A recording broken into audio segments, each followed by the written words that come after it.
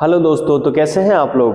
दोस्तों मैं मुबारिक खान स्वागत करता हूं आपका मुबारिक एजुकेशन में। और आज का अपना टॉपिक है transitional epithelial tissue.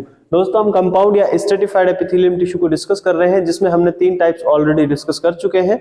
And now अब हम डिस्कस करने वाले हैं 4th पॉइंट के बारे में, जिसको कहते हैं अपन ट्रांजिशनल एपिथेलियल टिश्यू।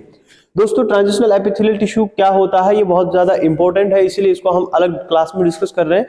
तो जरा गौर से और अच्छे से ध्यान से पढ़िएगा, समझिएगा कि क्या होता है। देखिए, ये टिश्यू सिंपल एपिथेलियल से स्ट्रेटिफाइड एपिथेलियल टिश्यू में कन्वर्ट होने का गुण रखता है, इसीलिए इसे ट्रांजिशनल एपिथेलियल टिश्यू कहते हैं। दोस्तों एक ऐसा टिश्यू है जो कि अपनी साइज शेप को चेंज कर सकता है, मतलब कि एक टाइप के टिश्यू से दूसरे टाइप के टिश्यू में कन्वर्ट हो सकता है। ऐसा टिश्यू है जिसके अंदर ये गुण पाया जाए कि वो एक टाइप से दूसरे टाइप में कन्वर्ट हो सके, ऐसे टिश्यू को अपन ट्रांजिशनल एपिथेलियल टिश्यू कहते हैं। एग्जांपल के लिए जैसे एक गिरगिट होता है, एक कलर से दूसरे कलर को दूसरे कलर में कन्वर्ट हो सकता है, अपना कलर चेंज कर सकता है। उसी प्रकार का ये टिश्यू ही ये अपनी साइज और शेप चेंज कर सकता है, ठीक है। तो ऐसे टिश्यू को अपन क्या कहते हैं, ट्रांजिशनल एपिथेलियल टिश्यू कहते हैं। इसके अंदर जो है 3 से 4 लेयर पाई जाती है सेल की, मतलब कि एक नहीं, 2 नहीं, कितनी लेयर होती है, कम से कम 3 से 4 लेयर पाई जाती है। और अगर लोकेशन की बात करें अपन, तो ये पाया जाएगा यूरेटर्स में, यूरिनरी ब्लैडर में तथा यूरेथ्रा में।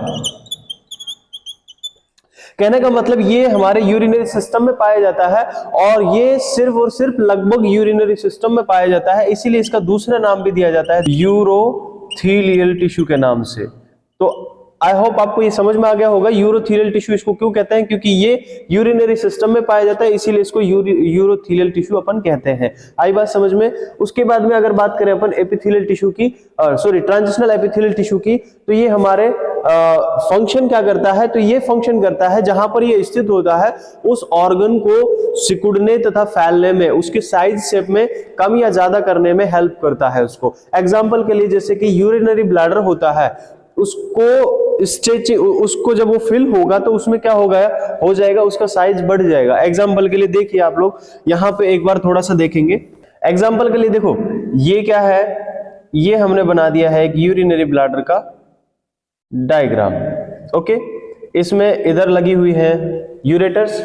अब इसमें क्या होगा, यूरिन फिल होना चालू हो जाएगा, ठीक है। स्टार्टिंग में क्या था दोस्तों, स्टार्टिंग में इसका कुछ डायग्राम इस तरह से होगा, मतलब कि जो अंदर वाली लेयर है वो सिकुड़ी हुई होंगी और बिल्कुल इसका साइज जो है वो बिल्कुल छोटा सा होगा, ठीक है।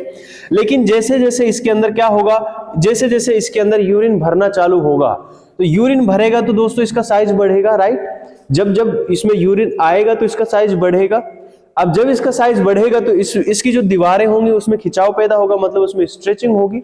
और अगर स्ट्रेचिंग होगी तो इसकी जो दीवारें इतनी मोटी मोटी थी वो पतली पतली होने लगेंगी, क्योंकि इसमें खिंचाव हो रहा है। तो अगली कंडीशन किस तरह की होगी, अगली कंडीशन कुछ इस तरह की होगी कि जो ये हमारा यूरिनरी ब्लैडर है वो एकदम फिल हो जाएगा, और जो है ये इसका साइज जो एकदम से जो है ज्यादा हो जाएगा।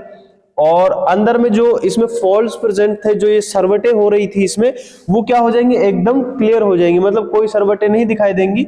और इसमें आपको क्लियरली दिखाई देगा कि यूरिनरी ब्लैडर में यूरिन पूरा भर चुका है और उसकी दीवारें जो है वो खिंचाव पैदा हो गया है, उनमें एकदम से दूसरी उसकी जो साइज से वो बदल गई है। लाइक पहले इस तरह की इसकी इतनी मोटी दीवार थी और इसकी साइज जो है वो एकदम थिक थी, ठीक है, मतलब अलग तरह की दिखाई दे रही थी। लेकिन बाद में जब इसमें यूरिन कलेक्ट होगा और भर जाएगा तो एकदम स्ट्रेच हो जाएंगी दीवारें और पतली पतली दीवारें हो जाएंगी, और इसका जो साइज है वो शेप है वो एकदम से बदल जाएगा।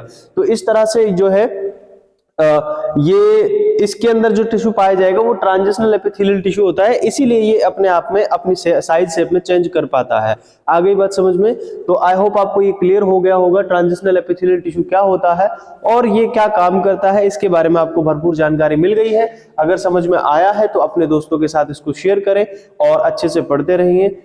बेस्ट ऑफ लक, मिलते हैं नेक्स्ट क्लास में, तब तक के लिए बाय बाय।